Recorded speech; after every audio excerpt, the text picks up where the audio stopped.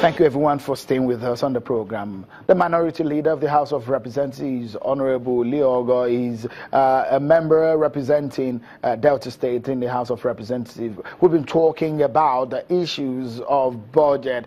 Do the lawmakers have the power to alter, insert into the budget? And that's been a debate. Of course, he's been explaining issues from the lawmakers' perspective. Let me allow you to conclude your thoughts on the budget issue before we move into the national unity issue. And it brings to the fore the issues and the powers of the lawmakers, whether or not they are overreaching themselves.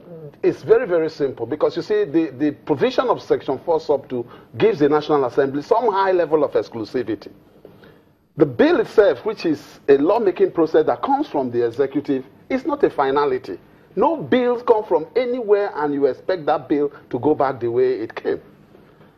If you look at Section 59 sub 4 of the Constitution, it even gives the National Assembly the powers to veto the president if he refuses to sign.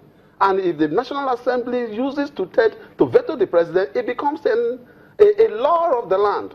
So the lawmaking process is an exclusivity of the National Assembly. The executive only have the right to say, append, because they gave them the room to append their signature. But if they refuse, because it's an exclusivity of the National Assembly, they can veto the president. The responsibility of the president, or rather the president, yes, is to execute the laws passed by the National Assembly, except he's telling us that budget is not part of our lawmaking process. Before we raise this issue of the budget, are you aware that there is a high level of corruption between the National Assembly and some MDAs? I mean, these are allegations. These are allegations, but when one of your colleagues even came out that there are a lot of corruption that goes on within those two institutions. That's why even EFCC for the past 1 year is carrying out an investigation. There is an allegation against all of us that, we were involved in budget padding. Until date,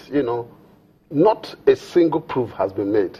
It is important. Recently, there was this media trial against even some of us. I state with all emphasis that if I am invited, I will go there and defend myself, because I'm not a part of the appropriation committee.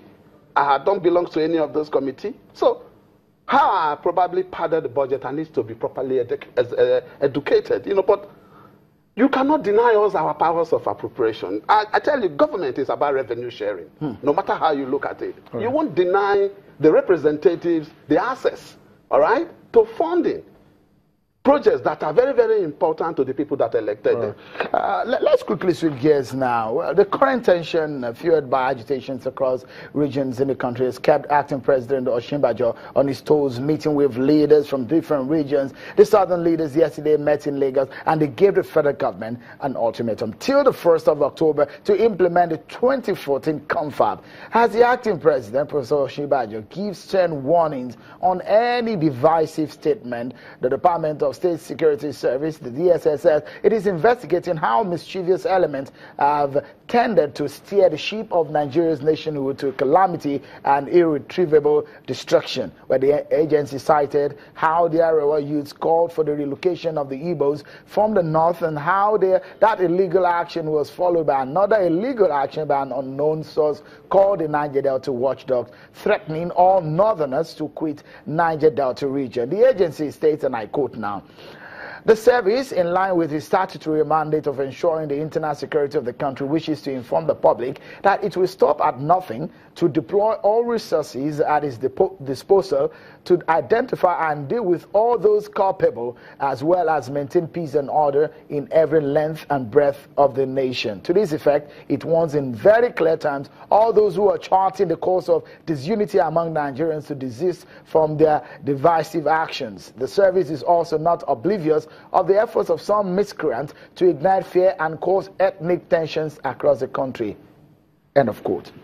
Honorable Ogo, as a member of the National Assembly, are you concerned with the way and manner, because you have colleagues from every part of the country, the way and manner things have gone in the nation, and how people, the statement that are tending to divide us? Are you concerned? I'm very worried. Worried that, we are getting to a stage where probably if care is not taken, we might end up finding ourselves in a major crisis, which we don't pray for. And like I said, the House has taken 2 major motions in respect of this subject matter within 2 weeks. Sincerely, I don't envy the Vice President or the acting President at the moment. I can imagine the level of sleepless night he's going through. But my take is that his approach is wonderful. He should continue with those approach. And my sincere advice, because there must be an action for there to be a reaction. The security agents need to be extremely careful how they handle this situation also, because if you don't handle it properly, it might snowball into another major crisis. My take is to probably call on the Arewa youths at this particular time that, look, it is totally uncalled for. The unity of Nigeria is not an issue that we should discuss at this particular time. They should withdraw those statements, because if they do, it will show some great signs of leadership from their own angle. And the Vice President must continue with this negotiating roundtable discussion. In the process also, the Niger Delta youths also will also have to withdraw these unnecessary statements that is hitting up the politics, because we are not ready for this kind of crisis at this particular time. The southern leaders, very eminent Nigerians, gave the federal government till October 1st to implement the 2014 confab. In where we have a parliament standing, how will the implementation of a confab, which may require a referendum, how can it work?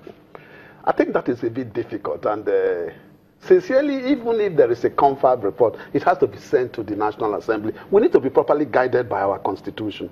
You see, I believe when the confab issue started, we disagree with the approach, because there was no enabling law to guide it in doing what it did. Our president then just appointed the people to go ahead and, carry on with the confab exercise.